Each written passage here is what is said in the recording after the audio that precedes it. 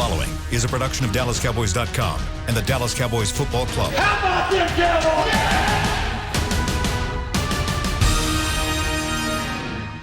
This is Talkin Cowboys. Streaming live from the Dallas Cowboys World Headquarters at the Star in Frisco. First down. Handoff. Elliott plowing to the goal line. Buried. Sacked by Lawrence. Prescott keeps it, and he bangs it in for the touchdown. And now your hosts, Isaiah Stanback, Heckma Harrison, Rob Phillips, and Kyle Yeomans.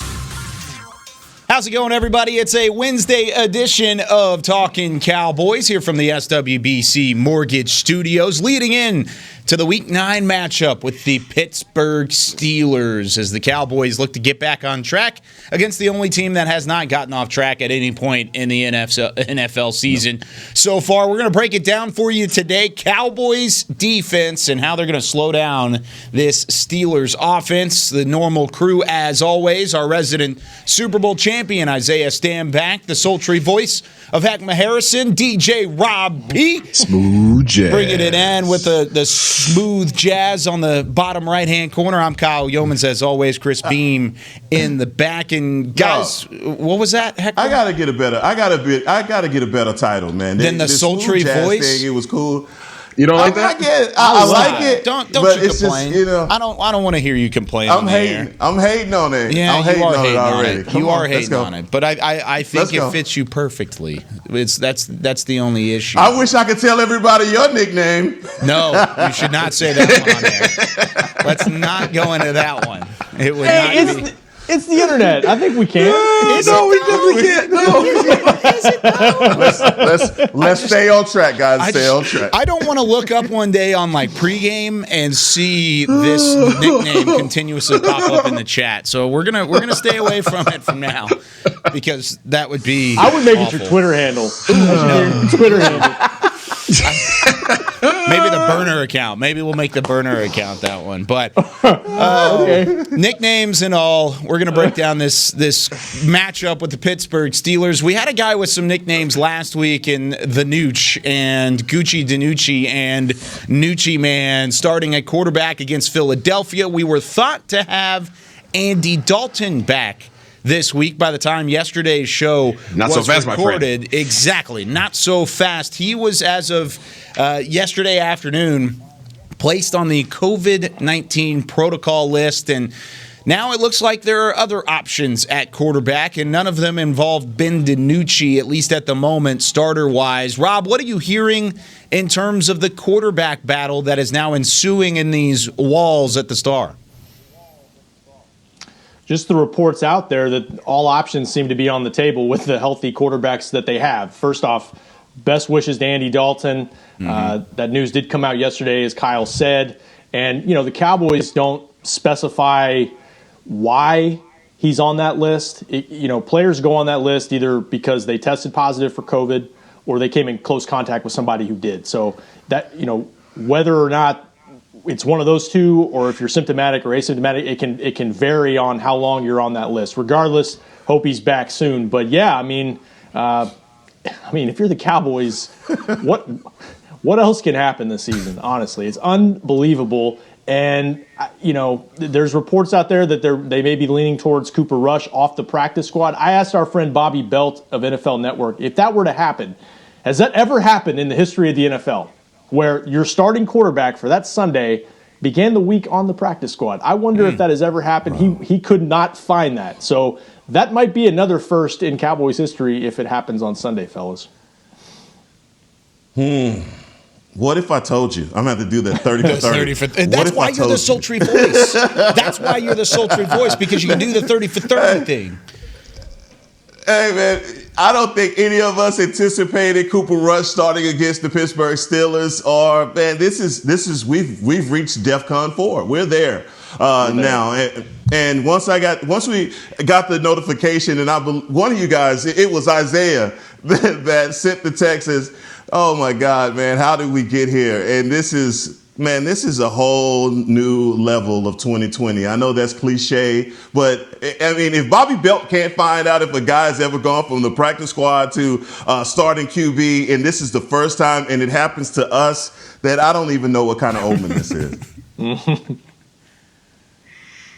Isaiah, how you feeling? I got nothing, Kyle. I got nothing, man. It's just, let's talk about this offense versus defense, huh? How about that? Yeah, you want to move? You want to move on? Yeah, no, I don't know about that one. Yeah, we're going to do that one tomorrow. We need an extra day to prepare for that. But whenever it comes to Cooper Rush and Garrett Gilbert, which seemingly that's where the quarterback competition lies, and that's kind of what I had been hearing throughout the building as well, was those two, not Ben DiNucci. But I was asked this question on The Fan a moment ago, and I think it's a great question. Isaiah, I want to direct this towards you to start, but whenever it comes to Garrett Gilbert and Cooper Rush, what do they give you that Ben DiNucci doesn't give you?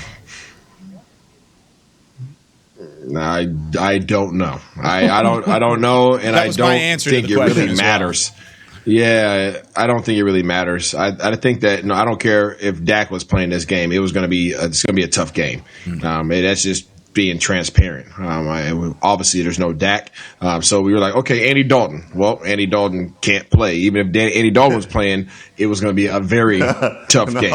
And now we're like, Ben DiNucci. All right, here we go, Ben. And now we don't know if it's Ben. So now we're like, Gilbert? Cooper? Anybody? Heckma, you got it? You want to play? Huh? No. 7-on-7 leagues. Who played? Rob to the P. So I mean, I don't think it really matters. This defense is a problem. They are a problem. I'm not sure if anybody tuned into the film room yesterday. We tried to highlight it a little bit. Yep. These guys play hard, man, and I don't think they don't care, and they are a great reflection of their coach. They're smart, they're intentional, they're tenacious, they're relentless. All the words that you want to be representative of your team. That's what this team is, and it's going to be a problem. I don't care who you put in there. You can put all three of them in there at the same time. I don't think it's going to matter. Isaiah, did you unbox your cleats? You're the only one on this podcast that has actually taken snaps in the NFL at any point. Have you unboxed them at all? Unbox those cleats, Isaiah. Looky here. I don't think I will want these problems right now without having another week of practice. These dudes are monsters on that side of the ball, and you better be strapped up. And hopefully, they all have hard chin straps on this week. We've obviously gotten an opportunity. Go ahead. I'm sorry. Go for you. You were going first. No, we've had an opportunity to see what Cooper Rush has in some preseason games, and when I got the news that these guys were going away from Ben DiNucci, and I thought that was just obviously what we were going to do. We're going to give DiNucci another opportunity, but obviously when they looked at the tape, you just know that he had a rough outing versus Philadelphia, and to serve him up to this Steelers defense, this is a mercy. This is a mercy call for DiNucci, not to send him literally to the wolves in this situation. Yeah, they're saving his career. They're saving his career. Yes, and I don't know if Andy saw what happened last week and saw Pittsburgh coming up, and it's a tough go. It's a tough go, however you look at it. And for both of these quarterbacks, now Gilbert may be a guy that we know a lot more about because he played here at SMU. A big guy, big arm. He can, I would hope that those quick throws is what he's specifically going to have to make to be successful against the Pittsburgh Steelers. But we have no idea how this is going to come out. And Cowboy fans right now, you've got to be just in a situation. You're just like feeling like a lamb getting ready to be led to slaughter in a game like this where you know you're going into it with your fifth and sixth string quarterback at this point. So let's talk about it. Let's just go through the rest of this show, guys. Come on, we gonna earn our $25 today. We gonna earn our $25 a day. Come on now. 25? You wrong for that. You wrong for that. Yes. You're getting 25. You're getting 25. Wow. That much. I mean, wow. Goodness I gracious. get stickers. Oh, my bad. We can put that out there, guys. Rob, this move? Go ahead and say what you're going to say, but is this move also indicative of the turnovers that we saw on Sunday as well?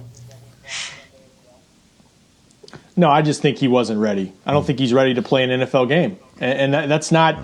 No knock on him. Yeah, it's not a knock on him at all. I mean, this is where the no training camp preseason stuff is an excuse. Yeah, and it's a good one because he hasn't even gotten in a preseason game to at least just kind of get the taste of the NFL speed. He didn't have any of that.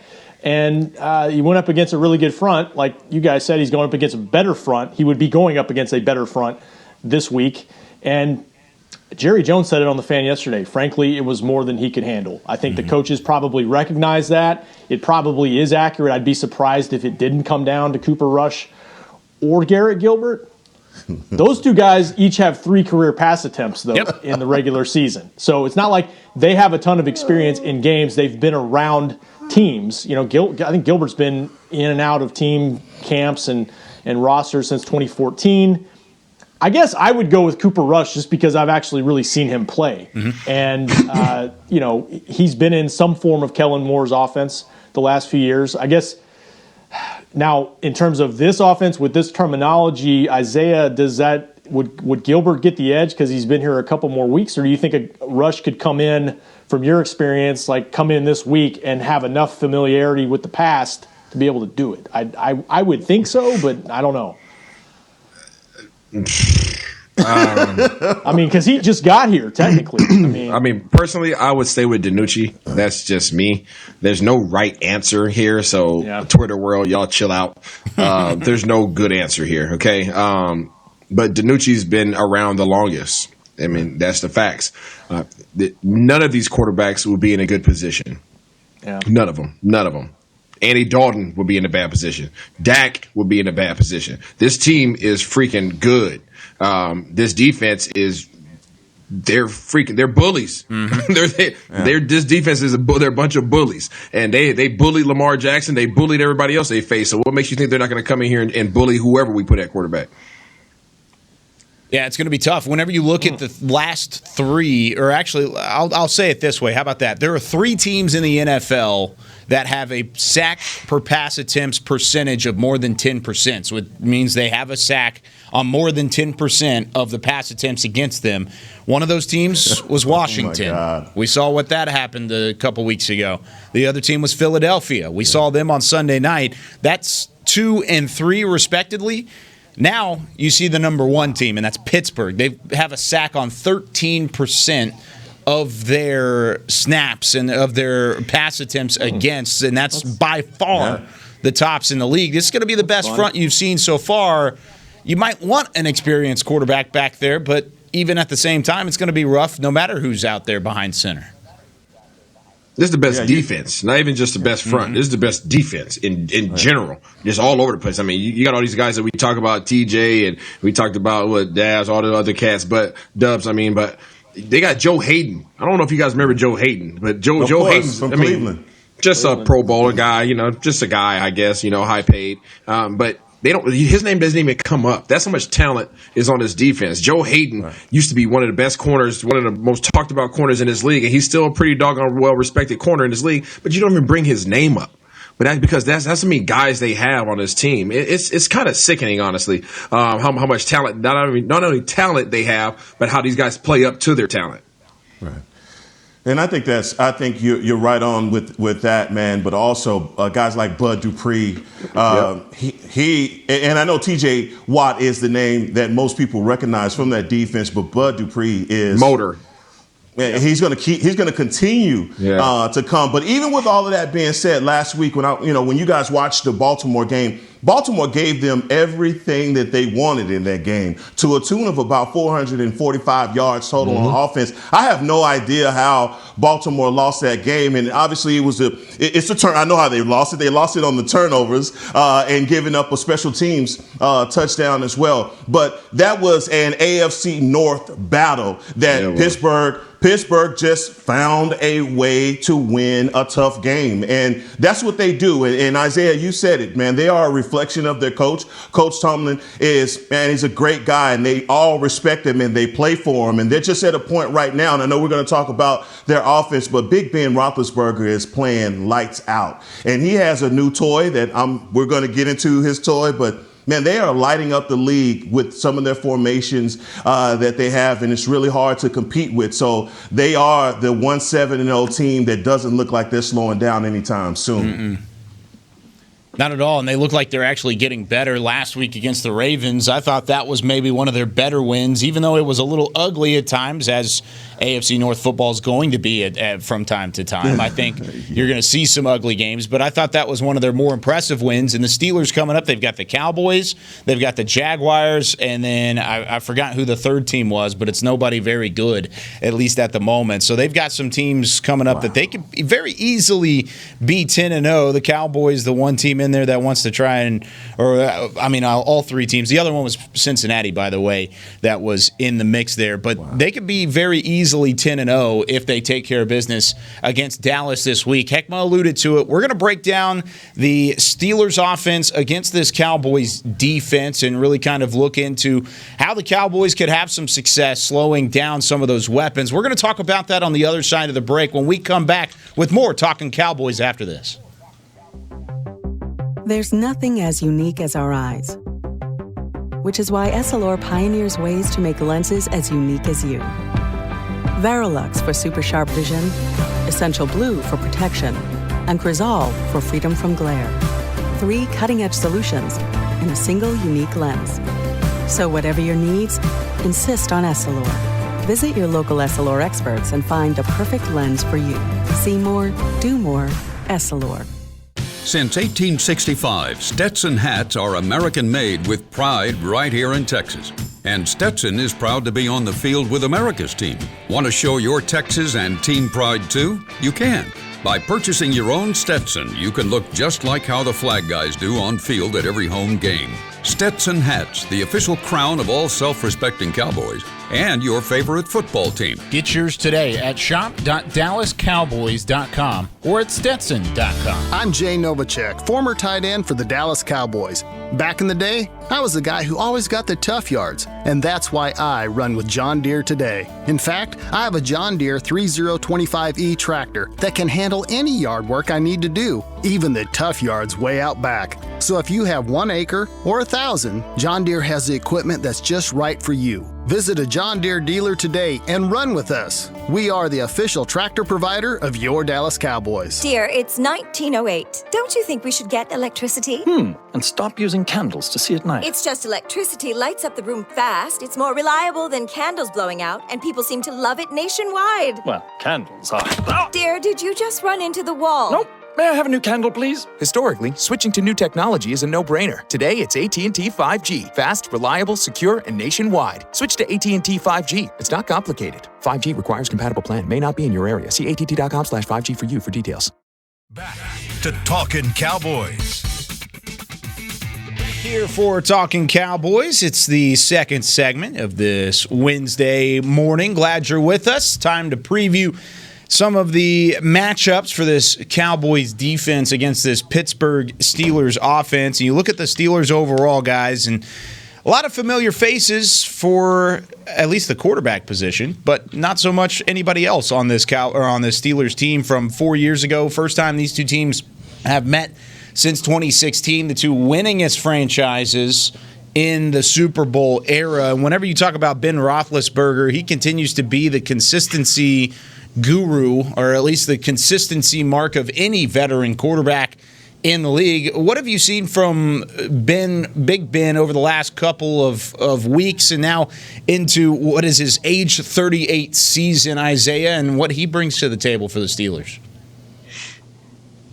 You mentioned it. I think Ben coming off of last year, not being able to really play, I knew he was going to come back and have a solid season. He's just a competitor, man, and nobody's ever questioned that about him. He's the heartbeat of this team, and he's really just that cornerstone, man. And these guys, he has a ton of weapons around him. For whatever reason, this organization knows how to develop talent. They know how to develop receivers. That's why they were able to let go of the guys that they've let go in the past and not miss a beat at all. It's amazing how they're able to build up these young receivers and have a plethora of guys, all shapes and sizes and speeds and skill sets, and they're all to the benefit Pittsburgh. I mean, you take a guy like Claypool, like where the heck did he come from? And here he comes at the size of a tight end, and he's blowing by guys, right? You got Washington, who's shifty as all get out. Mm-hmm. You got Eric Ebron, who's failed at his last couple of locations. All of a sudden, he shows up in Pittsburgh and he's balling out and throwing people out the club. So I mean, this offense, I'm not even going to talk about the running game. The offense is nice, man, and Big Ben has done a great job, and it's a testament as to his leadership because, even regardless of what guys have said about him in the past, obviously he's doing something right because he keeps continuing to build up and elevate the play of other guys around him. Heckma? Yeah, okay. Big Ben is Big Ben. And always have been a model of consistency, like Isaiah was talking about. But I tell you, man, when he got the elbow surgery, I thought that was going to be the end of his career when they talked about how, reattaching the tendons back to the elbow and all of that. But he's come back this year and he's looked better than ever. He's not the same. He doesn't gamble the same that he used to. And I think that just has to do with the rehabbing process and trusting his arm again. And what that's made him do is just go with his more intermediary routes. And that's where Eric Ebron and Chase Claypool are just feasting on defenses. And you have to credit their offensive coordinator. It's like Deichner, I believe his name. He's been with Coach Tomlin since 2007, but he was a wide receivers coach, and he is the one who they credit for, getting these guys, these wide receivers, and making them so much better. But man, it's all about the formations for me. I mean, they use 2 and 3 tight ends. They go with a jumbo set, and Chase Claypool is not. He's not a wide receiver. He is a quarter pounder away from being a tight end. The spooky thing about him is this guy is exceptionally fast. And I know, how do we stop it? We're just going to have to get a lot of prayer and holy water. But no, what we got to do is we've got our cornerbacks, and hopefully Cheeto comes back this week because we're definitely going to need him. Jay Lou has been playing in the slot a lot, and I think putting Jay Lou in the slot, that's going to match him up man to man with guys like Chase Claypool, which I don't think I think that's a mismatch, and everybody should agree there. But yeah, getting a Wouzier back, I think that's better for us. But again, you still have the mismatches on the outside with Juju. And Rob, I'll just leave you a little bit of meat on this bone. Take it away. Oh man, Joseph Randall.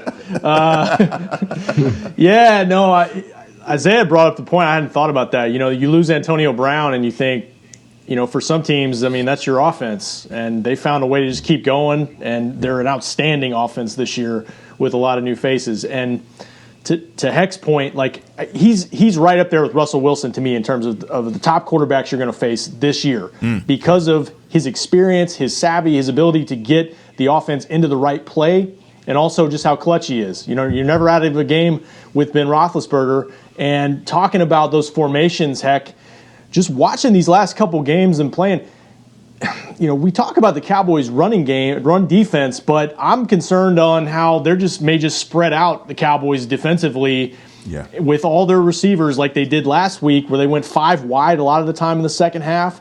They went 4 wide. They had those bunch formations where receivers on one side of the field just kind of scatter, and you got to be on point as DBs. So this is a big game for Cheeto to hopefully come back to try to counteract some of that.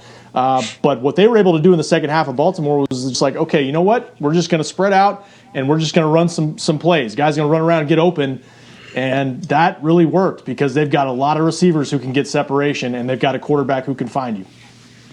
You heard it here first. Ben Roethlisberger and Russell Wilson are now in the MVP conversation, according to Rob P. in the quarterback the quarterback comparison. No, and Lamar too. You'll see him a little bit later on. Yeah, I don't want to even think about that matchup just yet. Now, whenever it comes to this offense for the Steelers specifically, it's kind of interesting the way that their statistics have worked out. And I know out of everybody here, Isaiah is the one guy who really loves those statistics and is only with the statistics and only looks at those statistics. So I'm going to look at them. How about this? Total yardage, 25th in the league in total yardage. However, they're 5th in scoring. So they're the 16th rushing offense, 24th passing offense, but they're 5th in scoring. How does that work out that way? Make it make sense. How does it work out that way? It's called defense. Oh, it's called defense. Right? And it's called special teams. Okay, defense and special teams. Absolutely. So, should we be scared of this offense still, or no? I mean, I know the defense hasn't been great. Yes. So all that stat means is that these guys don't have to go as far to score. that's all that stat means. That's it. That's all it means. So these guys are getting good field position. It's a great it's great analytics for how effective the special teams probably is because of the punt game and the punt return game. But it's set these guys up for good field position. And then their offense is having to do less work to score points. But it has nothing to do with the effectiveness of this offense. These guys are deadly. We can't sit up here and name one position where we feel like the Cowboys have an advantage. Not one. Not one. And the other interesting thing about the Steelers is they've scored 62 points on turnovers. So turn the ball over, they will score it. And that's a large part of that stat that you're talking about, Kyle, is like Isaiah said. It's just they're getting a short field and they're in position to score anytime they get the ball from their defense. I think they're tied for the second most takeaways in the league through, 7 games? They played 7 games. And, to me, that's why they're a favorite to win this whole thing. Because they remind me of, when New Orleans won it with Breeze, they had the best offense in the league, but they also had 40 takeaways defensively. So you're taking a great offense and just making it easy for them, and so that's a big problem for a team like the Cowboys who took a step forward last week, but their biggest problem is taking care of the football. This is a bad matchup. This is a very bad matchup. Now, all right, so I guess we got to give some positivity. We got to give some positivity here, Kyle. So I know you're going to come through with a question so we can inject some positivity. No, the only thing that I believe that the Cowboys have in their advantage here is to try and get pressure on Ben.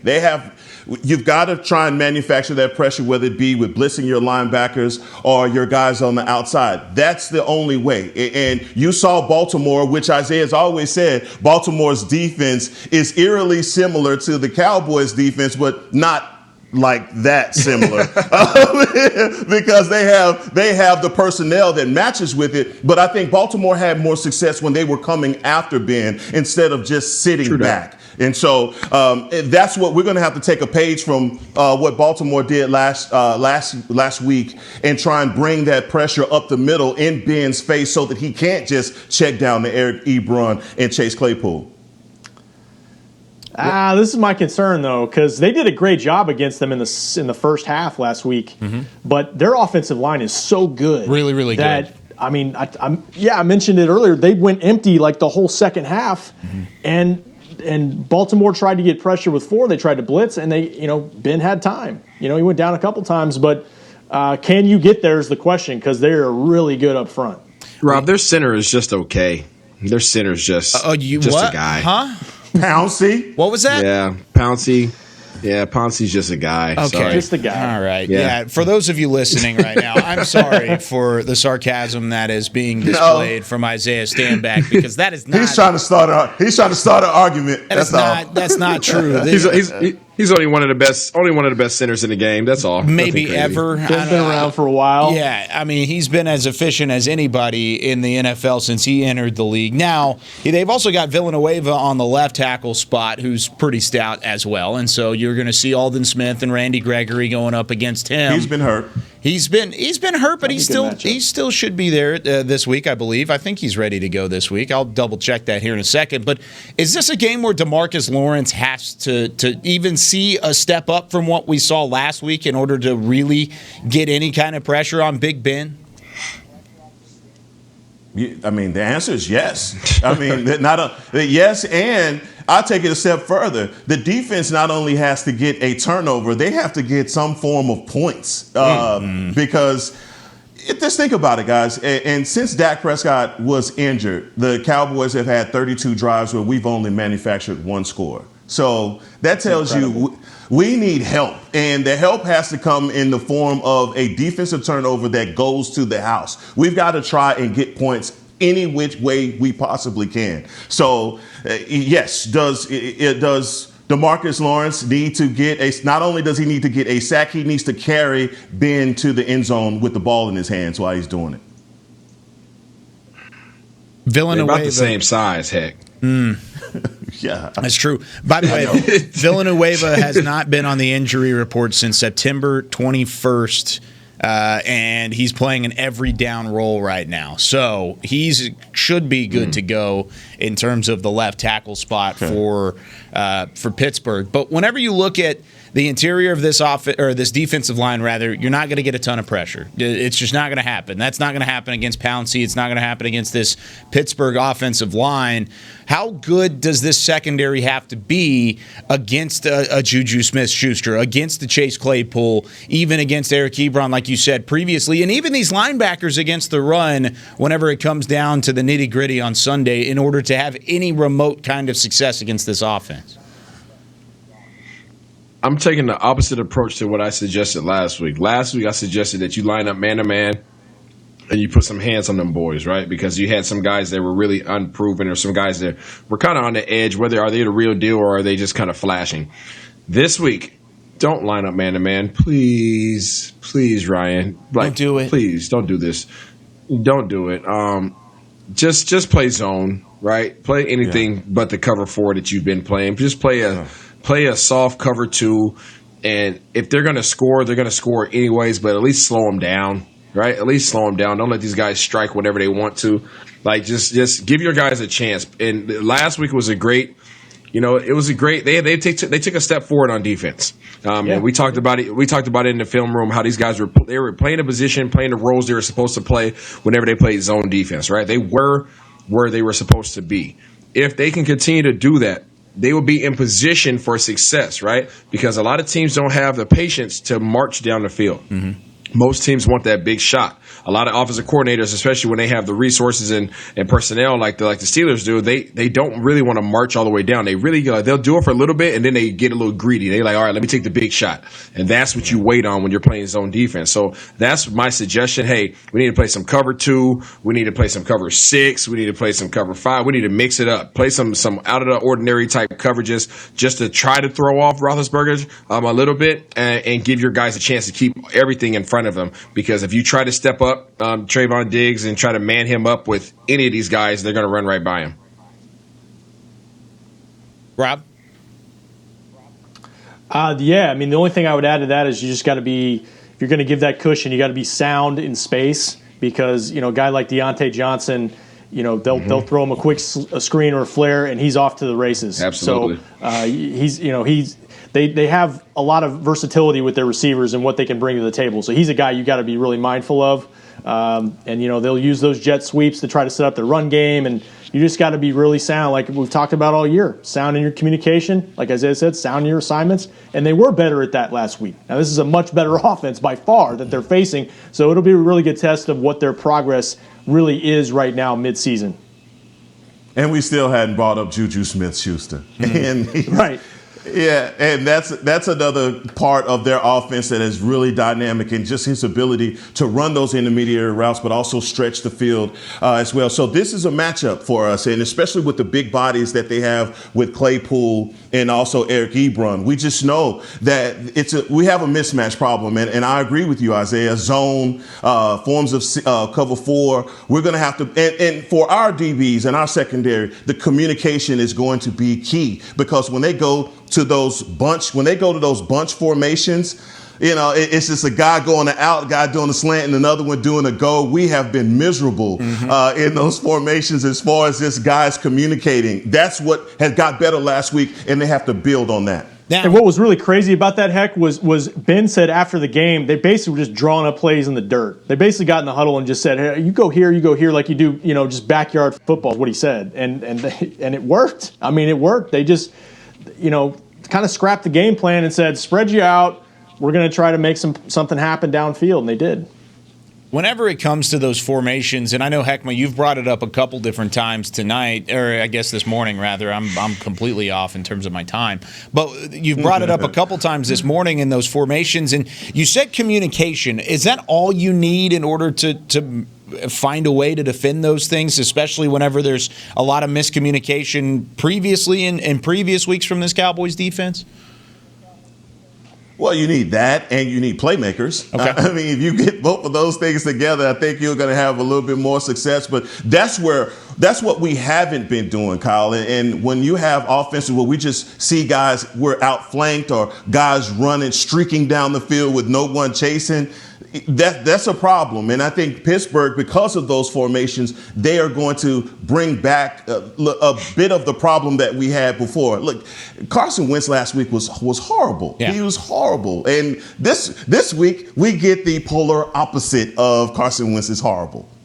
I'm glad you said that, too, whenever it comes to playmakers. And I've got a question for you guys coming up on the other side of the break about whether or not we're ready to call Trayvon Diggs a quote-unquote playmaker. And we're going to ask that coming up here in just a little bit. If you're craving AT&T Stadium, Isaiah, I'm trying to get into a read. I'm trying to get into a read.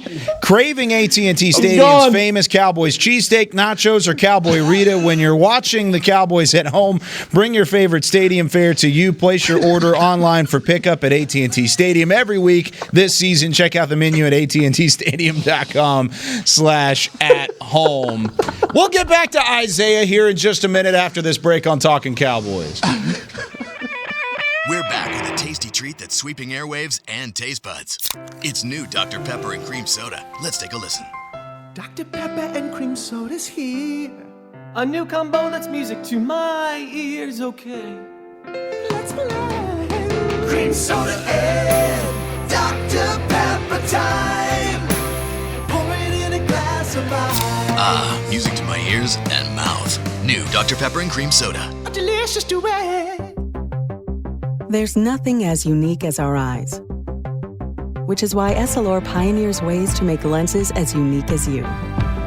Verilux for super sharp vision, Essential Blue for protection, and Crizal for freedom from glare. 3 cutting-edge solutions in a single unique lens. So whatever your needs, insist on Essilor. Visit your local Essilor experts and find the perfect lens for you. See more, do more, Essilor. The Cowboys way, where 16 Hall of Famers and 5 championships shows us what success looks like. Where turkey is always the second best part of Thanksgiving Day. Where we are all defined by one single thing, the star. Where we as fans know it's our job to keep the tradition going.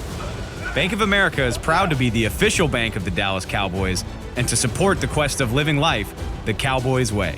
Copyright 2020, Bank of America Corporation. Dear, it's 1908. Don't you think we should get electricity? And stop using candles to see at night. It's just electricity lights up the room fast. It's more reliable than candles blowing out, and people seem to love it nationwide. Well, candles are... Dear, did you just run into the wall? Nope. May I have a new candle, please? Historically, switching to new technology is a no-brainer. Today, it's AT&T 5G. Fast, reliable, secure, and nationwide. Switch to AT&T 5G. It's not complicated. 5G requires compatible plan. May not be in your area. See att.com/5G for you for details. Back to Talkin Cowboys.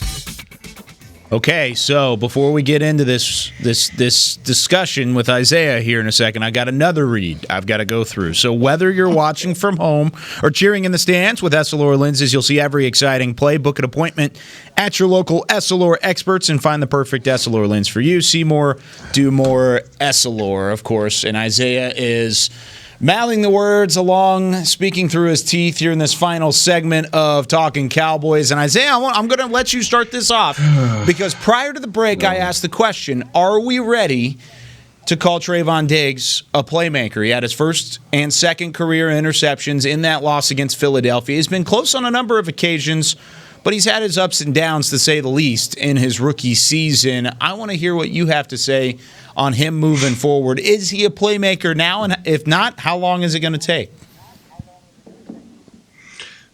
I'm going to answer your first question. No, he's not a playmaker currently. Okay. He's a tough, tenacious, competitive rookie cornerback who I think is getting better every week. Mm-hmm. He's getting better every week. I know we're sponsored by Tostitos, and I mentioned this other day, but he has to stop getting Tostitoed, right? He has to find a way. If you're gonna play press man, bro. Like your presence isn't doing anything. This is the NFL. Guys aren't afraid of what you may do. If you're gonna step up there, put your hands on them, right? You're big enough to do so. So I think he has to get better at his press coverage. I think he'll be more successful with his man-to-man coverage if he starts utilizing his hands. And once he recognizes he has that power, it's like, it's like getting the Infinity Stone for him, right? He'll realize that he has more powers than he currently has. But as of right now, he's not a playmaker. In the interceptions from last week, we know what those were. I mean, we know what those were. One was a fantastic play. They were both terrible. They were both terrible throws, but they were both really good plays. One was absolutely 2 great catches by him. But it wasn't his coverage that did it. I don't want to take anything away from him, but he knows that. Point. He knows that he shouldn't have had those opportunities to intercept the ball. But when they came to him, he took them. I'm not mad at him. You're supposed to do that. So good job on that. But he didn't earn those plays. If you guys see what I'm getting at. Anyways, but he will be. I think he will be a star in this league. I think he will be. To all the trash that I give him, he's just young. And professionals take advantage of young dudes, right? They're going to torch him. His job is, unfortunately, because Cheeto's been hurt, his job is to stick the best guy that we play against. That's not fair for a rookie, and that's been his fate. But I think in probably about probably 2 years from now, he'll probably be a guy that everybody in his league will want. Heckman, do you agree? Yeah, I think Isaiah is man. He is tough on his grade sheet. Don't want to be in Mr. Stanback's class at all if you're a rookie corner. But I think also when it comes down to Diggs, it's been a trial by fire. And he's had number one receiver after number one receiver on his plate, and he's had to deal with it. And yes, you can go back to the tape and you can see where he got caught with his hand in the cookie jar a few times. But then you can also go back to the tape and see where this guy's playing really tough, and he's getting close to stepping in front of a few balls. And close almost don't matter, right? But he's getting to the point where he's confident. His confidence is building. We have to continue to groom that, grow that, and not destroy it. And I think getting guys like Cheeto back will help him. Yeah, that helps. And that allows him to be able to be free, but also understanding the defense. We've been talking about this defense at length and whether these guys understand coverages, especially with the defensive line or the linebackers. Everything has looked out of sorts. But in the middle of that, I think that we can look at number 27 and say, we have a future with this guy, right? And so the Alabama defense that he came with, Saban had a much more intricate scheme, so he understands that. But right now, just playing within himself and not listening to the naysayers and people calling him Tostitos and all of that, and just build on what you got, and just get better, Rook. We with you, dog. We with you, Diggs. He's gonna be awesome. So you're saying in time, Isaiah, he's going to be the Thanos of the DB universe with that Infinity Stone? I do, Rob. I do, but I think he has all the attributes that you want. Yeah. When you think about, the short memory, when you think about competitiveness, he has a lot of contested, defensive plays where he's right on guys' backs. He's getting balls batted down. And, when guys are trying to run one-step slants and things of that nature, he's competitive, man. And he comes right back at you. Regardless if he gets torched or not, he comes right back. He's like a little pest. And that's what you want from a cornerback. He has good size. He can run around. He can run a little bit. He just has to improve upon certain things. Of course he has to improve. And he's faced the best that this league has to offer. So, of course, that's not a recipe for success, but down the road, I think he's going to be a beast. Now, yeah, I agree with you guys. I think he has struggled for a lot of stretches this year, and that's not really surprising, especially given the way the defense has been on their heels the entire year too. I mean, they haven't played with leads, and so that's a tough situation to be in as a DB, I think. But yeah, he has all the physical gifts because, like, those interceptions were gifts. Right, but it also shows his ball skills, and it shows. I think it illustrates how you can tell he's been a receiver because he can go up and get the ball. Like you said, he's got great size, and I think it just comes down to technique. When he got beat by Terry McLaurin a couple weeks ago, it was just get his eyes in the backfield. He wasn't he wasn't playing his man. It's just little things like that I think come with experience, and he knows that. But it's just fine tuning that, and I think a year from now he's going to be a much better player. Now, Heckma mentioned this earlier in the show, so if you missed it early live, go back and listen to us on iTunes or wherever you find your shows. But Heckma mentioned it, and it was a great point of needing playmakers to discount maybe some of these miscommunications, especially in a Steelers offense like we're seeing right now. But who else is a playmaker? We've just established Trayvon Diggs as kind of a borderline playmaker, but somebody who's trending that direction, may not be there yet. But who is a playmaker when you look on this defensive side of the football? Because do you have one definitive guy right now that could be a playmaker specifically and definitively?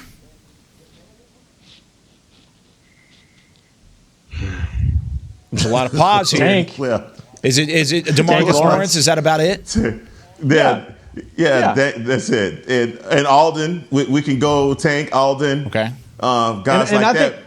Van Der Esch, I think he has more time to settle in, and he made a big play the other day. I think if he can, if he stays healthy and can continue to, he really hadn't played in a year basically. I mean, he's played a couple games since coming back from the collarbone. I think he has that type of. We've seen it. His rookie year, we saw it.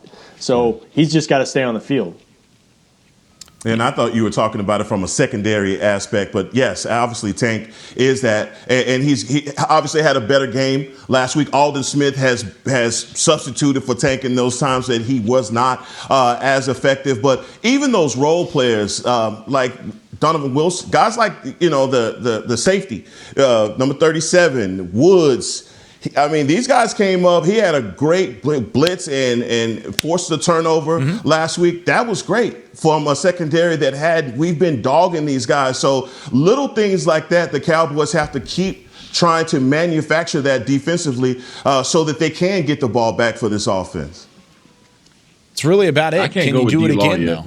Okay, go for it, Isaiah. Tell me why. I can't go with D-Law. I love his effort. I don't think that D-Law is going to be the player that he can be until he plays on a team that has somebody better than him. I think he needs a mentor. I think he needs like a D. Ware or a Von Miller or somebody like that to show him the way. Like the Mandalorian, this is the way. I think he needs one of those guys. I think he has the effort. I think he has the fight in him. But I think he's still missing the skill sets just little things that they really put him over the edge. But he has the intangibles that you really can't teach. The guy doesn't want to.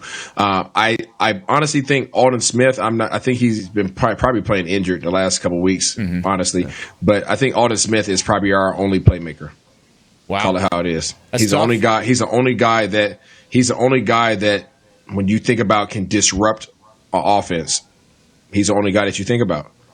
There's nobody else on our team that you could say, oh, they disrupt what they're trying to do.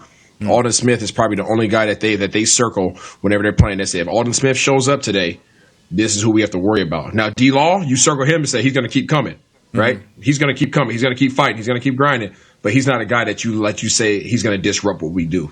Not yet, at least. I don't know if I agree. I think D-Law has a chance to be. I agree that he hasn't played up to the expectations, but I think overall that's a guy who you would still consider a playmaker and somebody who can disrupt the team because he's done it on occasion. I mean, see what he did in that Giants game and ended up winning you the football game with the strip sack and the fumble and the scoop and score in that one. He can make those plays, and he has done it throughout his career. You just got to do it more consistently on his part, and he's going to have a chance to show that coming up on Sunday. That's going to do it here for today. When we come back tomorrow, we're going to talk about the Cowboys' offense. How do they get things going with Cooper Rush and/or Garrett Gilbert at quarterback against the best defense, quite possibly, in the NFL, especially when you got T.J. Watt on the other side and a bevy of casting characters that are going to be coming at him hot and heavy on Sunday. It's going to be a tough matchup, but we'll preview it tomorrow.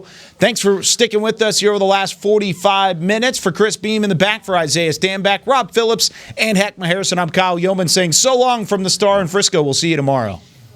This has been a production of DallasCowboys.com and the Dallas Cowboys Football Club. How about this, Cowboys? Yeah!